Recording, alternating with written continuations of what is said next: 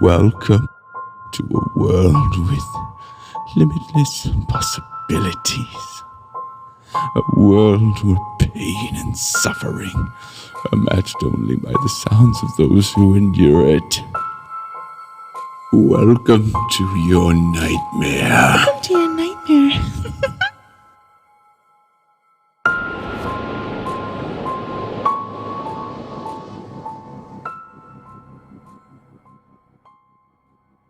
Hello, everyone, and welcome back to Nightmare. For tonight's tale, I'm going to be narrating a story called The Naughty List. Because who doesn't love a good story about the black-eyed children? Written by Red Nova Tyrant on Fandom Creepypasta.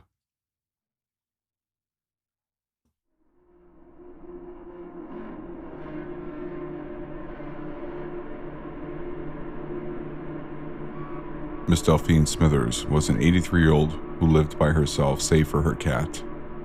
Her husband had passed away 2 years prior, and her children have since grown up and left the nest. But come Christmas time, Miss Smithers gets her joy whenever her grandchildren paid a visit. She thought of the looks on their faces whenever she served them Christmas cookies and other pleasantries. This Christmas, she made some sweet and salty bark and kept it on the kitchen table. She found herself sitting down in her favorite chair knitting a scarf when there came a sharp knock on the door. She jumped a bit, not expecting any visitors at the moment. Can we come in? Miss Smithers tentatively laid the scarf on the arm of the sofa and gripped the chair. Her frail bones popped and shifted. Getting up from the chair, Miss Smithers collected her walking stick and trudged rigidly towards the front door. Another sharp knock rung out, this time more agitated than previously. I'm coming. Hold on, Miss Smithers yelled. She grasped the doorknob and turned it counterclockwise. The door creaked open. On the other end of the door were two children, a boy and a girl. The boy appeared older, presumably around 13. He wore a denim hoodie and gray pants. He was holding the hand of an 8-year-old girl who was wearing a blue dress and white lace. For whatever reason, the children had their heads bowed, looking at their feet. The boy repeated his question. Can we come in? Miss Smithers scratched her head. It was 10 p.m. Why would these children be at her house at this time of night? Somehow the boy must have realized what she was thinking. We need to borrow your phone. My cell phone battery's dead. Miss Smithers thought about the suddenness of having these unexpected guests. But they were children regardless. At the very least, she could grant them this one request. She nodded her head, gesturing the two children inside. Miss Smithers directed them into the living room, where her cat droned awake from the ruckus. When it set its eyes on the two mysterious children, the cat arched its back and hissed. Miss Smithers walked over to silence her cat. Lex, these are our guests. Behave yourself. The cat meowed in defeat before running out of the living room and into the kitchen. The two children sat on the sofa, their eyes still hidden. Miss Smithers went into the kitchen and pulled out the plate of sweet and salty bark. She returned to the living room and bent down to the children's eye levels. Care for some sweets? The boy looked up. There was a good reason to why he was shielding his eyes. They were devoid of color or pupils. Nothing more than pitch black nothingness. Whatever he was, he assuredly was not of the earthly realm. The girl looked up as well. Her eyes matched the cold blackness of the older boy. And yet most bizarre, Miss Smithers smiled at the children despite the hollow sockets that they called eyes. The children were speechless at first.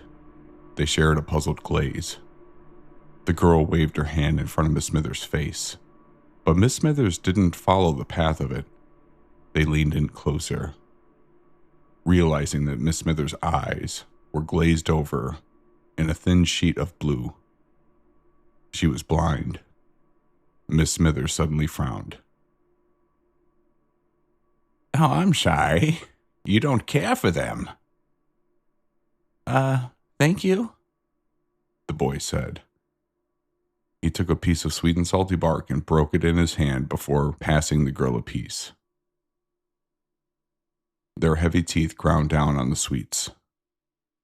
Oddness aside, the two children couldn't help but bask in the sweetness and saltiness of the snack. They indulged themselves in more of the sweets before getting up. They looked at the decorations with curiosity. On top of the fireplace, on a stand, was a small replica of the nativity scene. From her mental notes, she figured that the two children had stopped at the fireplace. "Isn't it such a lovely display?" she asked. "Do you know the story of Christmas?" "We know about your Jesus," the boy responded. "Our ancestors spoke a lot about him." Confused by his statement, Miss Smithers nevertheless allowed the two children to further marvel at the Christmas decorations. The girl rustled the Christmas tree, causing the ornaments to fall to the ground. She ceased when she sensed Miss Smithers getting upset. The two children played with the nutcrackers and listened to the Christmas songs.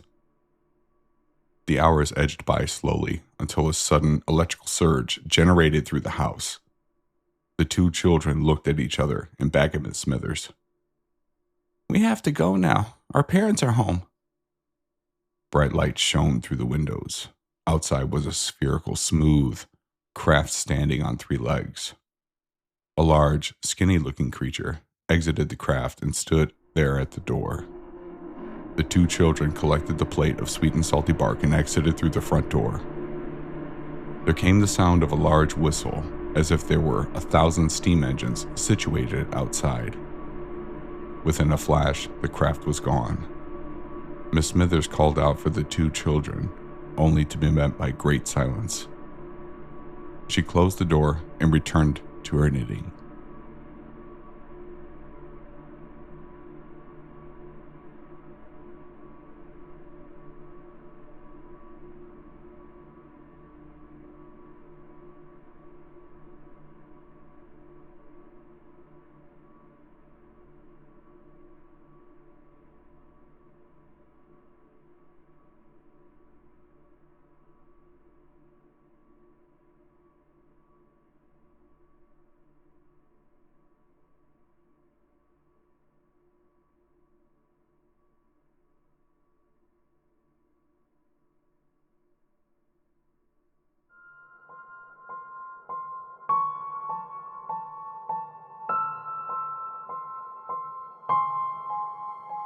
That is all for this episode of Nightmare.